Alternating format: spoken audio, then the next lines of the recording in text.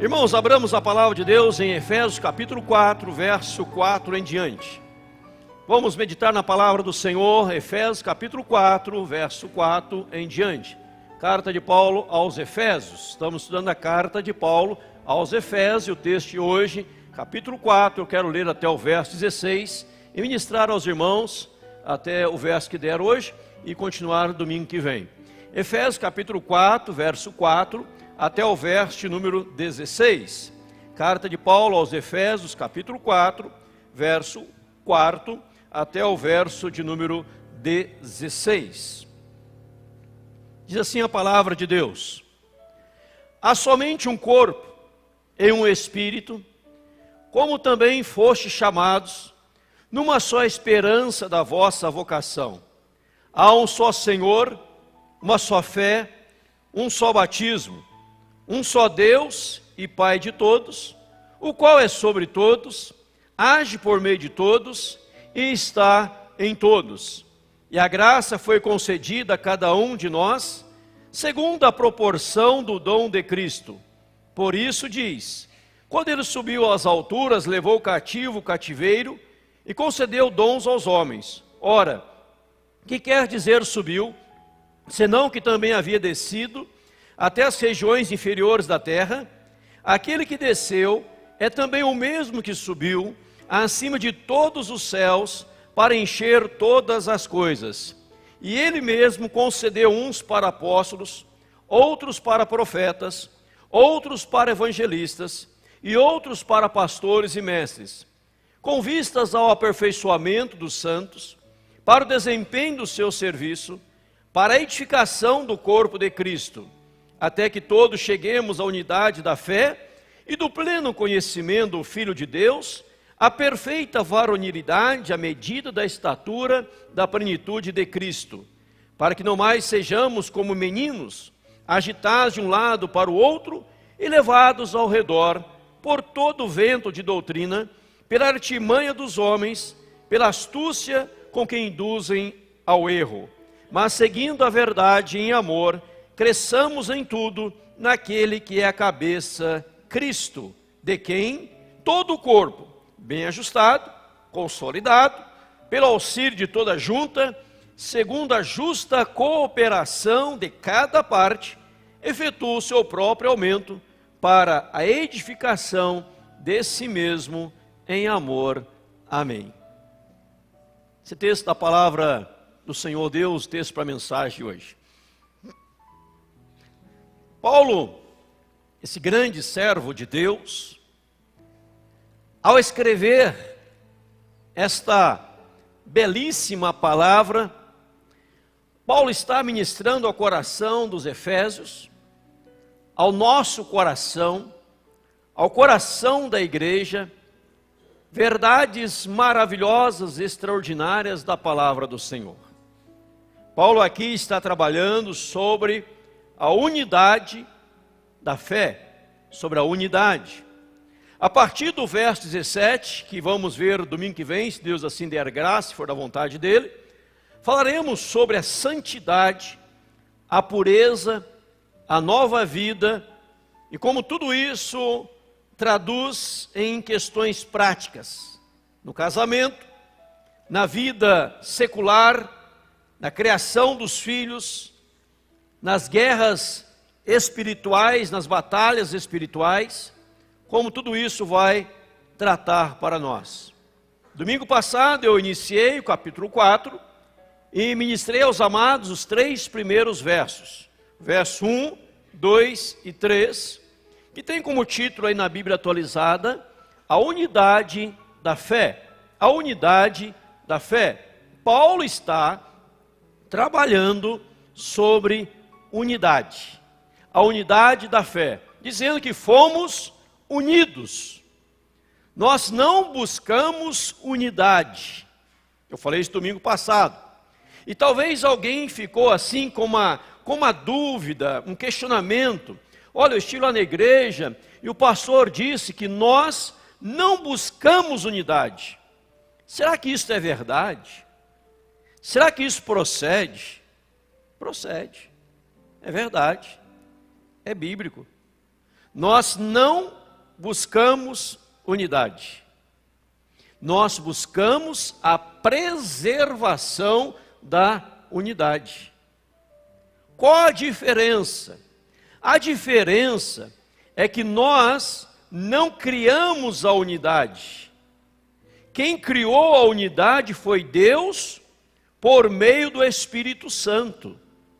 E nós somos chamados para preservar a unidade. Olha aí na sua Bíblia comigo, no versículo 3º da carta de Paulo aos Efésios, capítulo 4, o versículo 3º, onde ele diz assim: esforçando-vos diligentemente por preservar a unidade do Espírito no vínculo da paz. Ele não está dizendo para você gerar a unidade, ele está dizendo para você preservar a unidade. Você não vai gerá-la, mas você vai preservá-la. Era impossível que judeus e gentios pudessem se unir. Impossível. João 4 vai dizer que os judeus não se davam com os gentios, que os gentios e judeus eram brigados, cada um vivia no seu canto. Eu já disse aqui aquela oração do judeu, né? Que ele orava a Deus agradecendo que não era cachorro e nem gentio. Ele ia tratar o gentio como fosse cachorro, como fosse um animal e outras coisas mais. Mas Deus, na sua graça, Ele pega os gentios de um lado, os judeus de outro lado, e Ele os aproxima, os tornando um só em Cristo Jesus. Aquilo que era impossível aos homens, fora possível por meio de Cristo, e aquilo que Cristo realizou, Ele diz agora, olha, preserve. Você não tinha capacidade alguma de fazer esta unidade, mas agora você precisa preservá-la. Será que era possível sentar numa mesa, em volta de uma mesma mesa, judeus, gentios, árabes, brasileiros, argentinos, paraguaios, chineses, alemães? Impossível. Mas quando o brasileiro, o paraguaio, o argentino, o chinês, o alemão, o judeu, o gentio e outras nacionalidades abraçam a fé em Cristo, eles sentam juntos, porque eles estão unidos em Cristo. É Cristo que faz isto. É Cristo que gera isto. É o poder milagroso de Jesus. Nunca esqueço de uma certa feita, assistindo pela internet, fora gravado e foi passado depois, um grande exército, poderoso exército russo, poderosíssimo exército russo, cantando, vencendo vem Jesus. Porque Billy Graham estava pregando naquela localidade, e o exército tocou o hino, vencendo vem Jesus. É humanamente impossível. Mas olha o que Deus faz em Cristo Jesus. O que Deus faz? Então você não pode deixar de acreditar, eu vou falar mais sobre isso à noite, não pode deixar de acreditar no poder de Jesus. Paulo, que escreveu, perseguidor ferrenho da igreja, perseguia, prendia, matava os cristãos, agora era um apóstolo sentando à mesa das pessoas. E quando Paulo entrou a primeira vez na igreja, na época era a sinagoga, as pessoas ficaram assustadas. Este homem persegue, ele prende, aí está aqui dentro da igreja, vai nos prender. E Paulo dizia, calma irmãos. Como assim irmãos? Sim, eu sou irmão de vocês agora, vocês são meus irmãos. Porque a caminho de Damasco uma luz forte brilhou, eu tive encontro com Cristo, nós somos irmãos na fé agora, sou servo de Deus. E as pessoas ficaram um pouco abertas, maravilhadas. Como pode isso? Ou seja, não pode duvidar do poder de Deus. Eu lembro quando Pedro estava preso, diz a Bíblia que a igreja se reuniu para orar, orando pela libertação de Pedro. E de repente escuta um barulho. Que barulho é esse? Ah, estão batendo a porta, e uma criada foi atender a porta. A igreja estava fazendo o quê? Orando. E a criada vem correndo e fala assim: pessoal, ela interrompe a oração, né? Pessoal, Pedro está lá fora. A igreja disse: não, é um fantasma, Pedro está preso. Tem muita gente que ora assim, está orando por um milagre, Deus já realizou o milagre, está achando que está sendo visitado por um fantasma, e não pela resposta de Deus à sua oração. Ou seja, está orando sem fé, está orando sem acreditar. Estou orando por uma cura, mas eu acho que eu vou morrer com essa doença. Estou orando por uma porta de emprego, mas eu acho que essa porta nunca vai se abrir. Se você ora assim, melhora a sua oração. Porque a Bíblia diz: se você pedir algo a Deus sem fé, não suponha que receberá alguma coisa. Você, eu, precisamos crer. A velha história que os pastores antigos contavam, eu também já sou um dos pastores antigos, conto também, né? A igreja vai ao monte pedir chuva, orar por chuva. E lembra essa história? A criancinha pega o guarda-chuva, põe embaixo do braço. E um homem já fala: por que você vai levar o guarda-chuva? Não estamos indo pedir chuva? Eu não quero me molhar, vou voltar com o meu guarda-chuva. Então, se você orar pedindo chuva, antes de orar, pegue o seu guarda-chuva, para demonstrar a sua fé. Porque se você não tiver fé, nada vai acontecer. Então, unidade, nós não criamos. Unidade não é projeto humano, porque seria falho. A unidade é projeto divino, aí não falha. E a unidade não é acima da verdade. A unidade não é em cima de sentimentos e emoções. Ah, Deus é amor, vamos amar todo mundo, quem tem que amar todo mundo, unir a todo mundo, então vamos ser cristãos, vamos ser unir com todo mundo, com macumbeiro, com feiticeiro, somos todos juntos. Não! Porque a unidade, ela está firmada na doutrina bíblica, no ensinamento bíblico em nome de Jesus. A unidade, ela não está acima da verdade. Eu não posso matar a verdade em nome da unidade. Aquilo que a Bíblia ensina, nós afirmamos e reafirmamos em nome de Jesus, que João disse.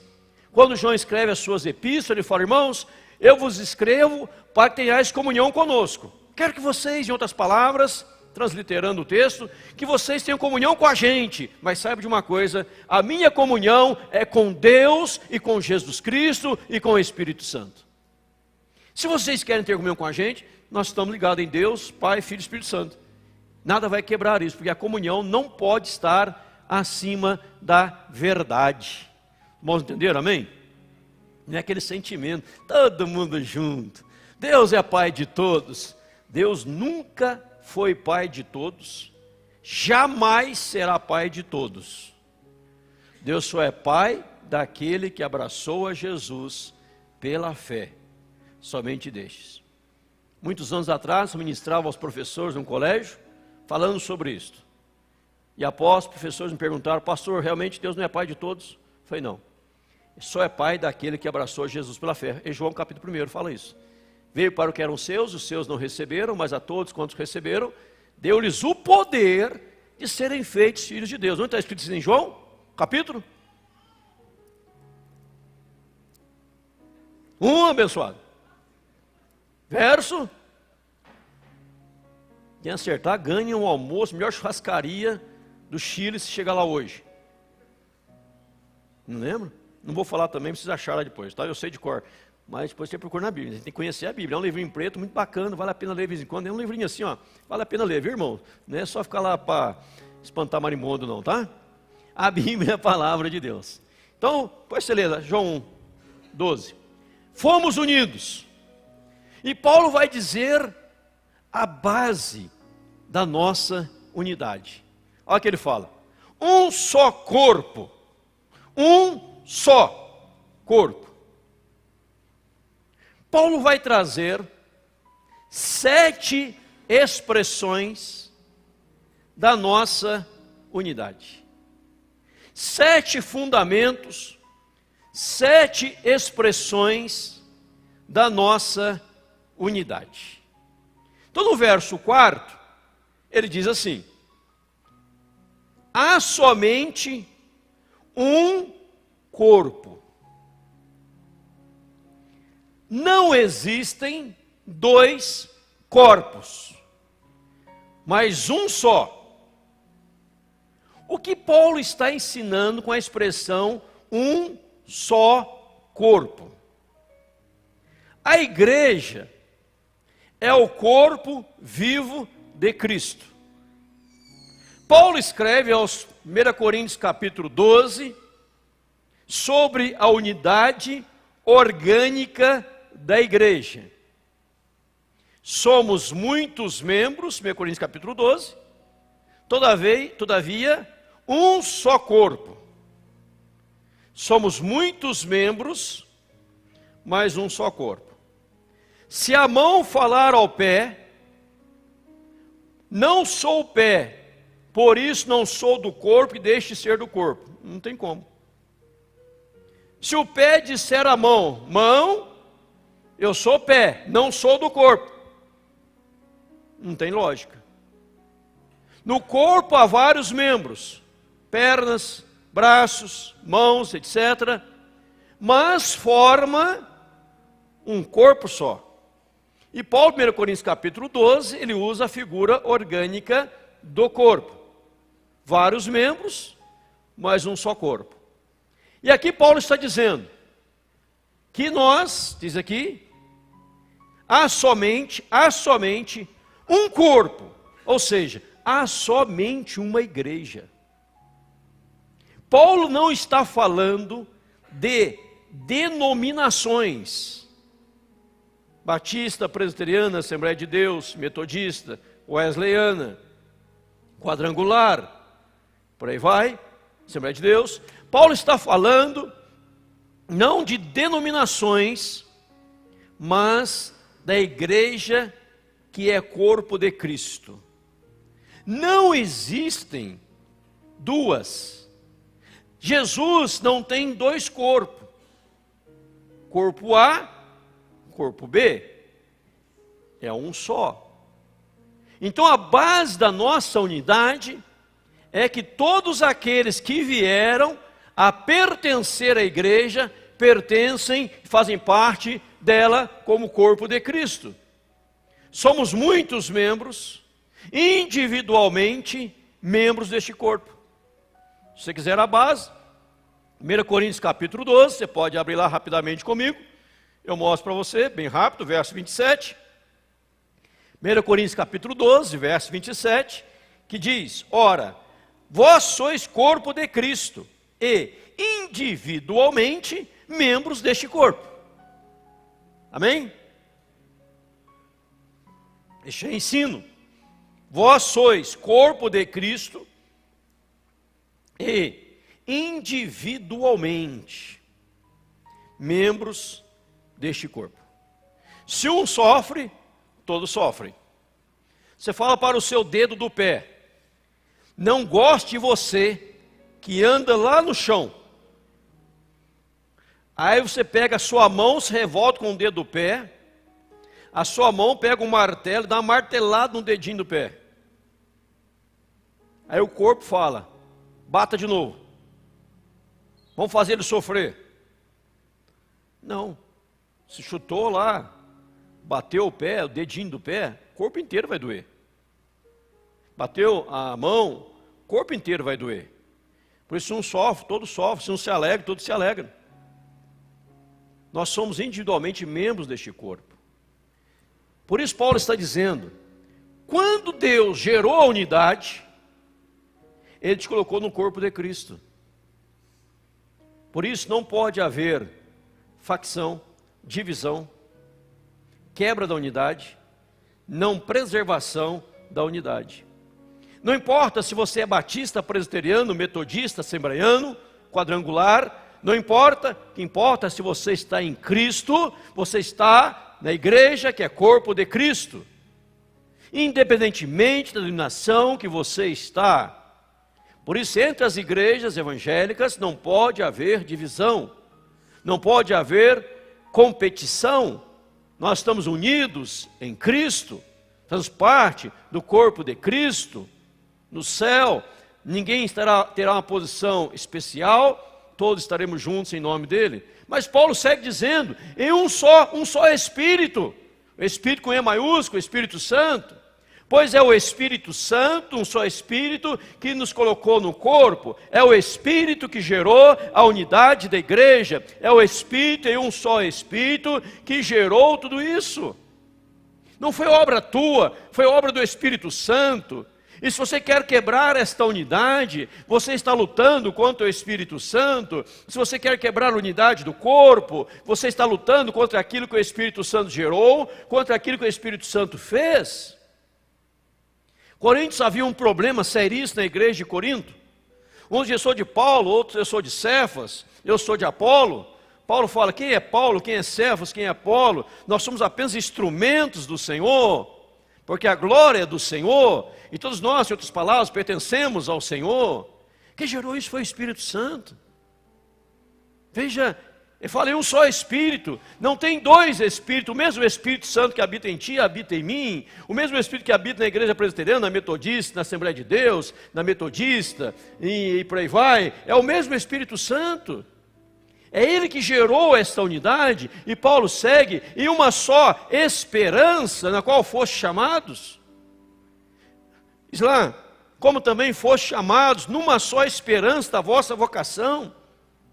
Então essa esperança de um dia vai morar no céu, essa esperança da glória eterna, essa esperança que é Jesus Cristo, essa esperança viva, é uma só. Não pode um cristão ter uma esperança e outro ter uma outra? Refiro-me à esperança celestial. Eu vou morar no céu, e outro fala, eu vou morar no segundo céu, e outro fala, eu vou morar no terceiro céu.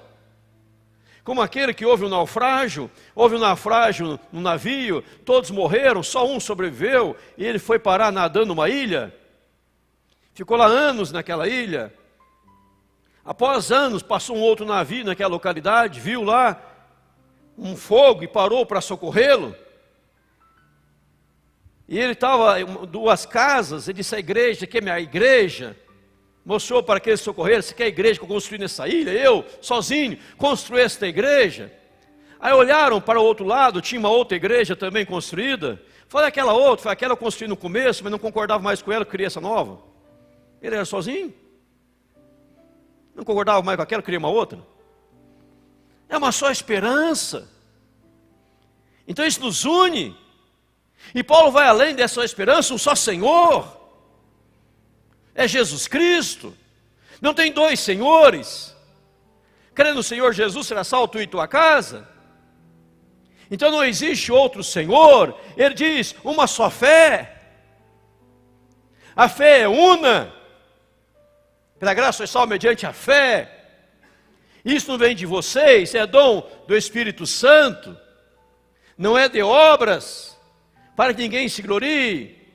É o Espírito Santo que gerou a fé no seu coração, mas a fé que você tem, eu também tenho, a fé em Jesus Cristo, que estamos salvos, que o nosso nome está no livro da vida, ele segue um só batismo, está uma aqui, está errado, um só batismo, um só batismo, um só batismo. Quando ele fala um só batismo, tirando o A daqui, um só batismo, ele está dizendo o quê? Que não é a forma de batismo, mas é o ingresso na família da fé. Você foi batizado, você foi inserido na igreja de Cristo. É um só batismo. Este batismo único, ele foi realizado em nome do Pai, do Filho e do Espírito Santo. Independente se foi por imersão, por aspersão ou por efusão, mas ele foi feito, onde você se inseriu, você ingressou na família da fé, é um só batismo. O batismo é único, em nome de Jesus, feito por um sacerdote cristão, não idólatra. Se feito em meio à idolatria não tem validade, mas o sacerdote cristão é válido, um só batismo. Então, se você sai de uma igreja evangélica, vai para uma outra igreja evangélica, você não pode ser batizado de novo em outra igreja evangélica, é um só. Agora eu estou indo para uma igreja das águas, eu quero ser batizado, eu estou feliz, você está sendo idiota, perdão da expressão, que já foi feito em nome do Pai, do Filho e do Espírito Santo. Eu vim das águas, vim para a igreja presbiteriana, nós não batizamos de novo, você já foi batizado, é um só, já ingressou na família da fé, apenas mudou de uma denominação, por isso é muito sério. Você não pode ser batizando de igreja em igreja, vou para Batista, batizei nas águas, vou para a presbiteriana, batizo por aspersão, aí eu saio, vou para a Assembleia de Deus, batizo novamente por aspersão, por imersão, vou para outra, vou por efusão, você não entendeu nada. Porque o batismo não salva, o batismo é apenas um gesto simbólico, a água é um gesto simbólico.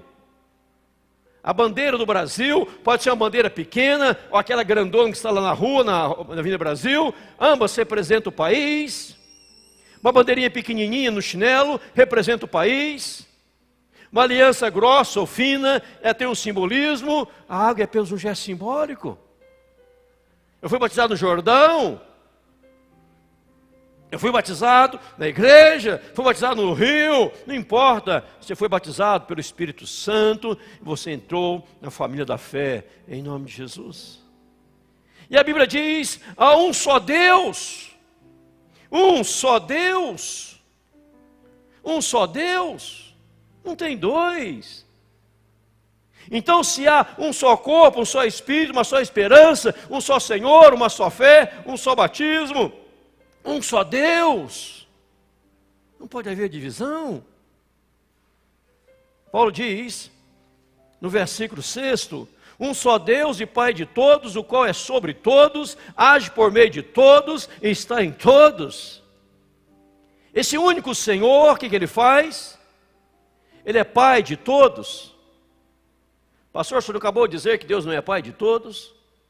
Disse, repito, Deus não é Pai de todos. Mas como está escrito no verso 6, que Deus é Pai de todos, todos aqueles que aceitaram a Jesus Cristo como único Senhor, um só Espírito, está na igreja, corpo de Cristo, tem uma só fé, um só batismo, Deus é Pai desses todos, vamos entender? O grande problema é quando pessoas pegam versos separados e queiram fazer suas doutrinas em versículos separados, e são ignorantes em respeito à doutrina bíblica, não conhecem toda a Bíblia. De algumas igrejas onde líderes que não têm conhecimento bíblico, querem pregar e só falam besteira em cima de besteira, e o povo não olha a Bíblia para dizer que está errado, você precisa ler a Bíblia.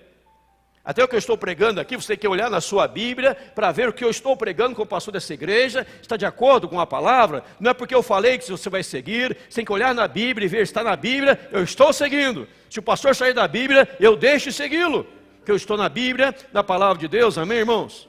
É a palavra de Deus, é a Bíblia Sagrada.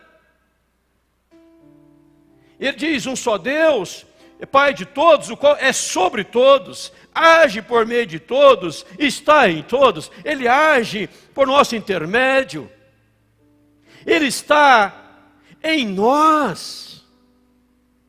Agora entendam, meus irmãos, minhas irmãs, queridos e amados, se nós temos um só Deus, passamos pelo mesmo batismo, não é a forma do ritual, mas você foi ingressou na família de Deus, é esse sentido. Uma só fé, a nossa fé é única e verdadeira, um só Senhor, todos nós servimos a Jesus Cristo. Atos capítulo 4 vai dizer, e não há salvação fora de Jesus, pois a salvação está somente em Jesus. 1 Timóteo 2,5 diz, Ele é o único mediador entre Deus e os homens, que é Jesus, não tem outro mediador, é só Jesus, e você já entendeu isso. Se a sua esperança é viva, novos céus e nova terra, Apocalipse capítulo 21, onde Deus enxugará dos olhos toda a nossa lágrima, e nós estaremos no novo céu, numa nova terra, onde não há injustiça. Nós pertencemos ao corpo de Cristo, à família de Deus. Se essas 7 coisas são a base da nossa unidade, por que eu vou viver em diversidade? Por que eu vou viver me separando? Por que eu vou viver em discórdia, em facção, em divisão? Essas coisas maiores nos unem. Foi perguntado na China a Gandhi qual é o maior problema do evangelismo na China. Ele disse: o maior problema do evangelismo na China, a maior barreira para o evangelismo na China, são os crentes da China, porque eles não se entendem, eles vivem brigando entre eles, em discórdia entre eles. Que é um crente que diz ser cristão, mas odeia o outro e briga com o outro crente, ele não é cristão. Porque ele está quebrando a unidade, e por causa disso, Paulo fala em Efésios 4, 2 e 3, com toda humildade e mansidão, com longanimidade, suportando-vos uns aos outros em amor, esforçando-vos diligentemente por preservar a unidade do Espírito no vínculo da paz. Você precisa se esforçar, você precisa ser humilde, manso, longânimo, suportar, porque você não pode quebrar essa unidade. Veja que Paulo está ensinando a igreja de Éfeso sobre a nossa unidade. Mas à frente ele vai falar sobre os líderes colocados por Deus. Vai falar sobre o crescimento, o desenvolvimento, o progresso gerado por meio da unidade. Lá na carta de João, Evangelho de João, capítulo 17, vai dizer que nós somos aperfeiçoados na unidade.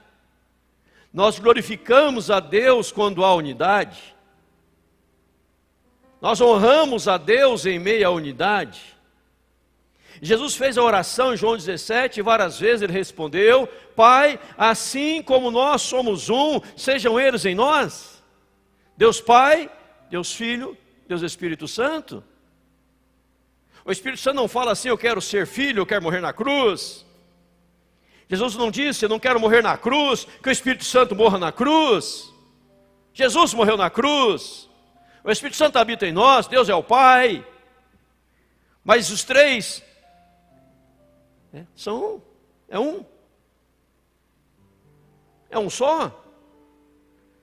E essa unidade Deus pede que haja na igreja. O irmãozinho não olhou para mim, olhou de maneira torta para mim, não gosto mais dele. Aquele irmão é chato, outro é azedo, talvez você também seja, e fica brigado um com o outro. Não pode, porque o Espírito Santo criou uma unidade. Nós vamos morar no céu, nós vamos nos esforçar para manter diligentemente, para preservar a unidade do Espírito no vínculo da paz, para não quebrar a paz. É o que Paulo está ensinando. Então, quando você pensar em brigar com alguém, em discordar com alguém, em se afastar de alguém, você fala: eu estou quebrando algo que o Espírito Santo gerou. Quando alguém falar para você, você precisa criar unidade, você fala: eu não crio unidade, eu trabalho para preservar a unidade criada pelo Espírito Santo de Deus, em nome de Jesus, pois não é obra humana, é obra divina. Amém, irmãos? Aí Paulo vai trabalhar aqui, eu deixo para a semana que vem, sobre os dons, a liderança, a membresia e o crescimento, para entrar a santidade e a transformação da sociedade. Em nome de Jesus. Um só Deus. Eu vou ler de novo para você o verso 4, 5 e 6. Há somente um só corpo, e um Espírito, como também foste chamados numa só esperança da vossa vocação. Há um só Senhor, uma só fé, um só batismo, um só Deus, Pai de todos, o qual é sobre todos, age por meio de todos e está em todos. Se nós vivermos isto aqui, a verdadeira doutrina, veja que eu disse e repito, que a unidade não está acima da verdade. Eu não posso estar unido àquele que não tem o mesmo Deus, a mesma fé, o mesmo batismo, o mesmo Espírito, a mesma esperança. Eu não posso estar unido a Ele, porque o Espírito Santo não gerou isto. Somente após a transformação, a conversão, pois não pode haver união entre luz e trevas.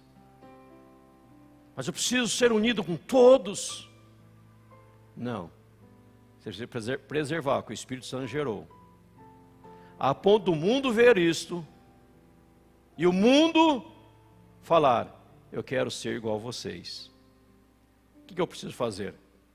Você precisa se render a Jesus. Você precisa ter Jesus como seu Senhor.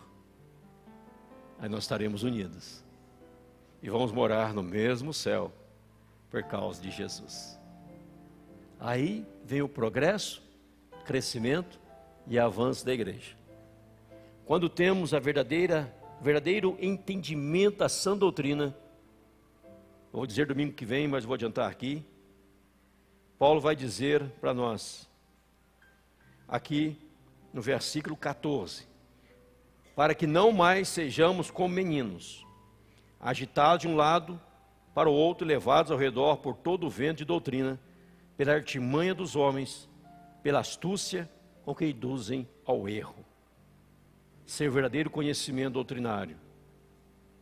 As pessoas não passam de crianças, que são levadas de um lado para o outro, seguindo qualquer vento de doutrina, sem estabilidade, sem firmeza, aceitando tudo, porque não é nada na verdade. Mas quando conhecemos verdadeiramente a palavra, estamos unidos para a glória do Senhor, em nome de Jesus. Amém?